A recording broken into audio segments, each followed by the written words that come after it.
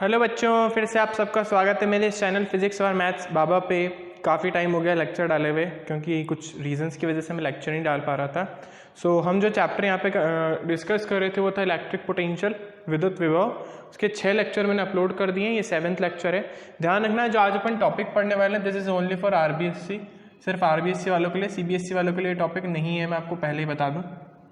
ठीक है, तो उन लोगों को ये पढ़ना भी नहीं है।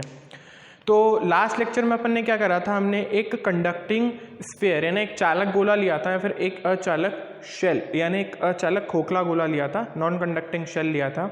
उसकी वजह से इलेक्ट्रिक पोटेंशियल की वैल्यू अपन ने कैलकुलेट करी थी। इस लेक्चर में अपन क्या करने वाले हैं, इस लेक्चर के अंदर अपन एक नॉन कंडक्टिंग इस बार लेंगे स्फीयर, चार्ज्ड स्फीयर। ठीक है, जैसा मैंने आपको बताया था, नॉन कंडक्टिंग मतलब कोई भी अचालक हो सकता है, जैसे रबर का बना हुआ हो, रबर तो वैसे चार्ज होगा नहीं, प्लास्टिक ले सकते हो आप, वो आप ले लीजिए, एबोनाइट ले लीजिए, ठीक है, ग्लास ले लीजिए, उसका आपका बॉल बना हुआ है, ठीक है, तो उसको अपन ने चार्ज कर दिया, आवेशित कर दिया, और उसके बाद अपन उसकी वजह से इलेक्ट्रिक पोटेंशियल कैलकुलेट करना चाहते हैं। ठीक है, जैसा मैंने आपको बताया था 3 केसेस होंगे। एक तो बाहर किसी पॉइंट पे अपन कैलकुलेट करते हैं, फिर एक सरफेस पे, और एक थर्ड जब पॉइंट हमारा अंदर हो, यानी 3 केसेस हो गए। अगर मैं इस स्फीयर की यानी इस गोले की त्रिज्या को, रेडियस को r मान लूँ, कैपिटल R, तो 3 केसेस होंगे। स्मॉल r जहाँ पे मैं निकालना चाहता हूँ, वो जो डिस्टेंस है सेंटर से वो है स्मॉल r। तो पहले केस में small r greater than r होगा, मतलब बाहर कोई पॉइंट। दूसरे केस में वो सरफेस पे होगा, इसलिए दोनों इक्वल होंगे। और थर्ड वाले केस में वो छोटा होगा, यानी पॉइंट कहीं अंदर की तरफ होगा। तो रिलेशन आई गेस आपको याद होगा कि v इक्वल्स टू अपन ने पढ़ा था integration of E vector dot D R vector. अब ध्यान देने वाली बात यह है कि मुझे यहाँ पे सबसे पहले E की वैल्यू चाहिए होगी। तो आपको याद होना चाहिए कि एक नॉन कंडक्टिंग स्फीयर की वजह से R is greater than R के लिए, R इक्वल्स टू R के लिए, और R is less than R के लिए इलेक्ट्रिक फील्ड की वैल्यू क्या होती है, तो वहाँ अपन ने निकाली थी। तो आई गेस आपको याद होगी KQ अपॉन R, यहाँ पे E हमारे पास था KQ upon R,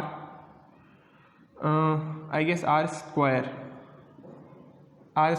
and third E is equals to KQ R cube into R।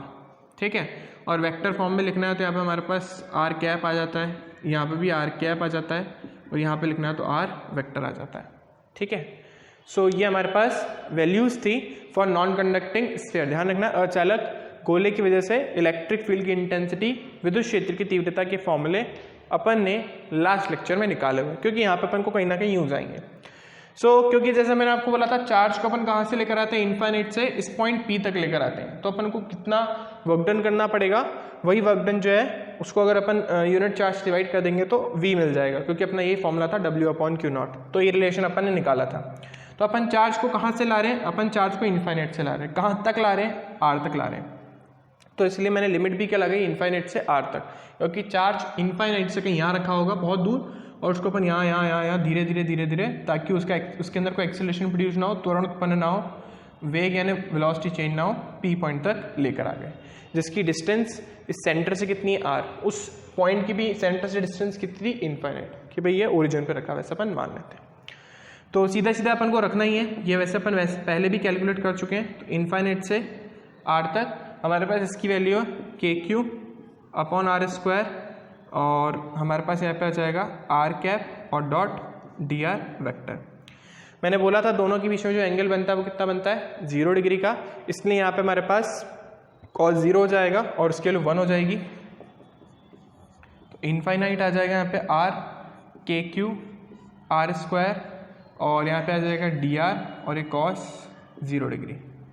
मैंने आपको बताया था अपन ने R कैप क्यों हटा दिया, क्योंकि मैंने आपको बोला था जब अपन A vector dot B vector करते हैं तो हमारे पास आता है मॉड ऑफ A वेक्टर यानी उसका परिमाण magnitude, mod of B vector यानी B का परिमाण, और एक cos थीटा।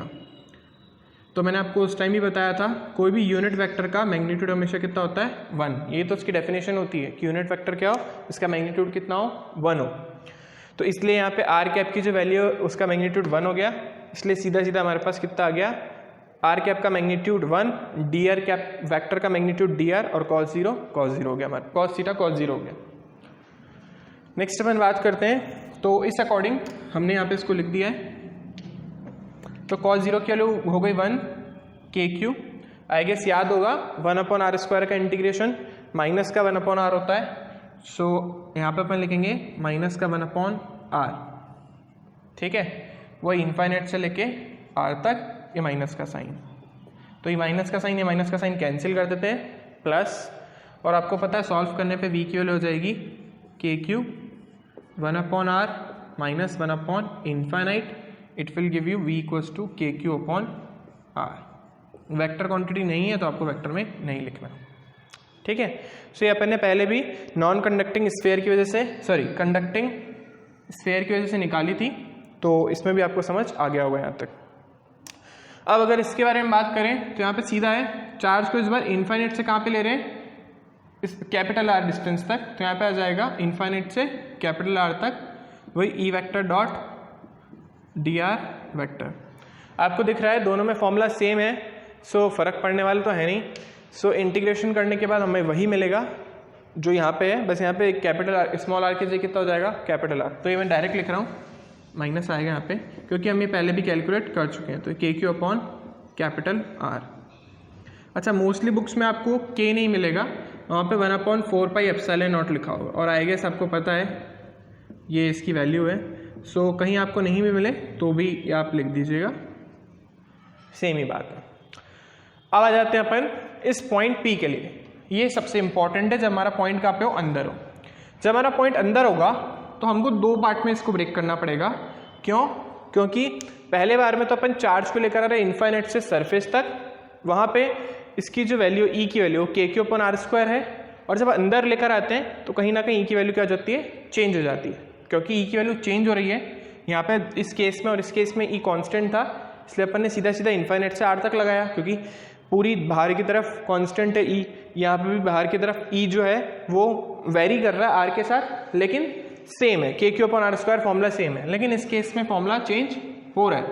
तो जब मेरे को v की वैल्यू निकालनी होगी, मैं यहाँ लिख देता हूँ, तो जब मेरे को v की वैल्यू निकालनी होगी, सो मैं दो लिमिट के अंदर करूँगा, एक तो इनफाइनाइट से कैपिटल R तक उसको लेकर आए, और सेकेंड केस में उसको R से स्मॉल r तक लेकर आए। आई गेस आपको समझ आ रहा होगा, पहले भी अपन ने करा है।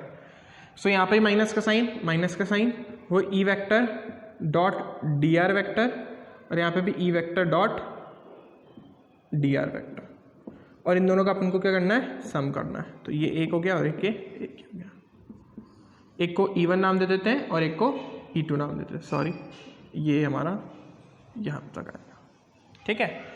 अब E1 की जगह आपको पता है क्या वैल्यू रखनी है, क्योंकि अपन बाहर किसी सरफेस पॉइंट के बारे में बात करें तो वैल्यू हमारे पास k³/r² आएगी, ठीक है। यहाँ आप देख लीजिए ये वाला पार्ट और ये वाला पार्ट सिमिलर है, इसकी वैल्यू ऑलरेडी कैलकुलेटेड है k³/r, तो इसको वापस कैलकुलेट नहीं करेंगे, सीधा सीधा लिख देंगे k³/r।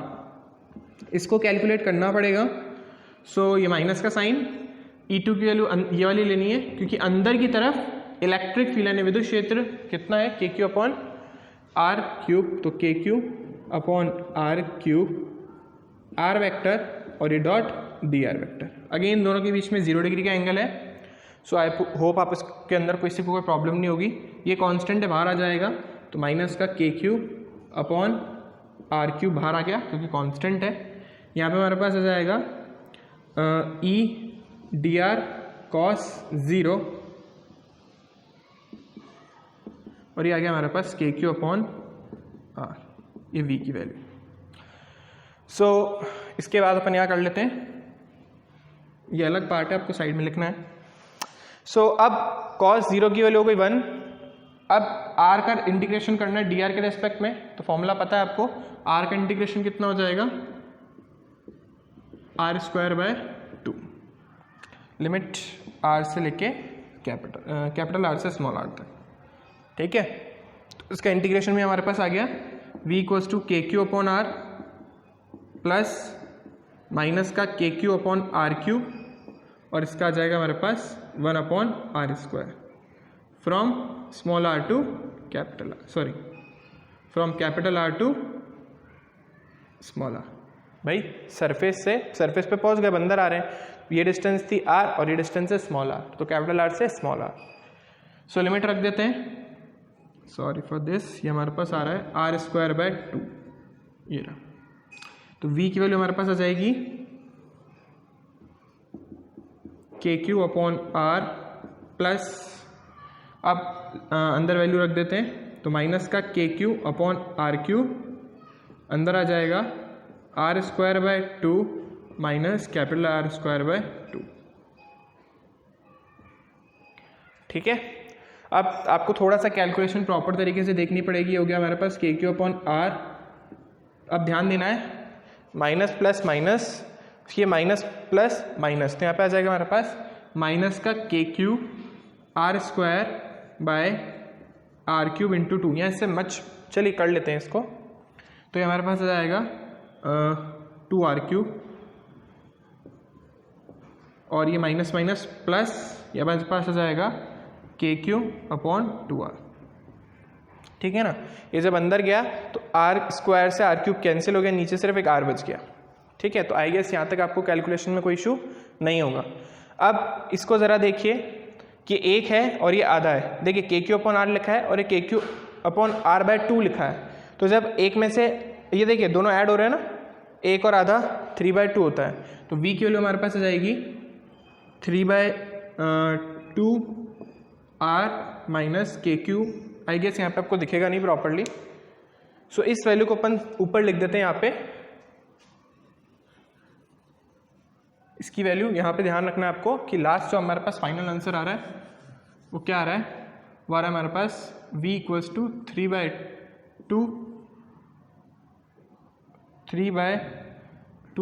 r k q, k 3/2 k Q upon r और माइनस का के Q upon 2r cube into are square. So ये हमारे पास अंदर की तरफ वैल्यू होगी। ठीक है, सो आई गेस आपको ये समझ आ गया होगा, इसमें कोई आपको इश्यू नहीं होगा। अब इसका एक स्पेशल केस क्या बनता है कि आपको बिल्कुल सेंटर पे इलेक्ट्रिक पोटेंशियल निकालना है, विद्युत विभव निकालना, तो उस केस में स्मॉल आर की वैल्यू कितनी हो जाएगी, ऑब्वियसली 0।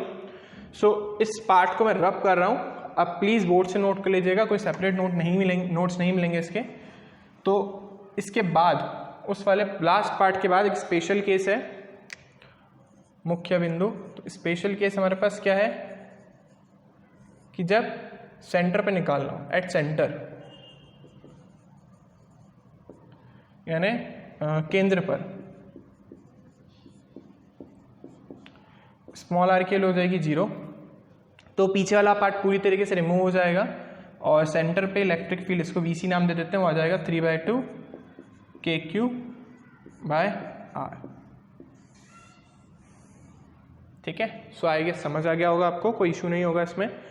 अब आपको यहाँ पे बात समझने वाली ये है कि ये पूरा का पूरा पार्ट कांस्टेंट है और ये क्वाड्रिक इक्वेशन बन रही है, एक द्विघात समीकरण बन रही है। जब भी एक द्विघात समीकरण बनती है तो उसके लिए जो कर्व जनरेट होता है वो एक पैराबोला होता है, परवलय होता है। इसलिए जब अपन तीनों को कंबाइन कर्व ड्रॉ करेंगे, जो अपन यहाँ ड्रॉ करने वाले हैं, ये वैल्यू नहीं रब करते हैं ताकि अपन को याद रहे, तो जब अपन तीनों का कंबाइन ग्राफ ड्रॉ कर रहे हैं, यहाँ पे हमारे पास v आ रहा है और यहाँ पे r, 3 पॉइंट अपन को यहाँ पे लेके चलने हैं, r equals to r, r less than r और r is greater than r, और यहाँ पे r इक्वल्स टू 0 होगा। तो r इक्वल्स टू 0 पे मैक्सिमम वैल्यू है 3। अब मैक्सिमम क्यों बोल रहा हूँ, क्योंकि इस वैल्यू में से कम हो रहा है ना कुछ, तो ये वैल्यू सेंटर पे वैल्यू मैक्सिमम होगी, धीरे धीरे धीरे दूर जाते जाएंगे तो वैल्यू क्या होती जाएगी, कम होती जाएगी, क्योंकि उसमें से माइनस हो रहा है कुछ। तो हमारे पास इसको थोड़ा और ऊपर बना देते हैं, सेंटर पे मैक्सिमम वैल्यू आ जाएगी v की, वो कितनी है 3/2 के क्यू बाय आर। फिर उसके बाद इस पॉइंट तक आते आते वैल्यू इस तरीके से डिक्रीज हो रही है। ठीक है, सेंटर पे वैल्यू कांस्टेंट है के क्यू अपॉन आर, तो ये सेंटर पे हमारी वैल्यू कांस्टेंट हो गई, दिख रहा होगा। 3/2 तो बड़ा होता है ना, डेट बड़ा होता है, तो ये हमारे पास हो गया K Q upon R at center, sorry at surface. और उसके बाद क्योंकि इन्वर्स रिलेशन है, v is inverse proportional to r है, तो ग्राफ कुछ इस तरीके से जाएगा। ठीक है, इनफाइनाइट तक इस तरीके से कम होता जाएगा।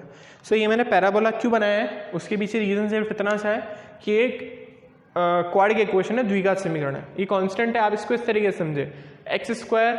अब देखिए x² लिखा है, ये पूरा कांस्टेंट है। सो ये कुछ इस तरीके की इक्वेशन आप समझ लीजिए कि y इक्वल्स टू हमारे पास लिखा है some constant let say k minus some constant a into are square, या आप इसको ऐसा समझ लीजिए। बी और इसको ए मान लिया और ये एक्स स्क्वायर। तो इस तरीके की कोई इक्वेशन है, ठीक है।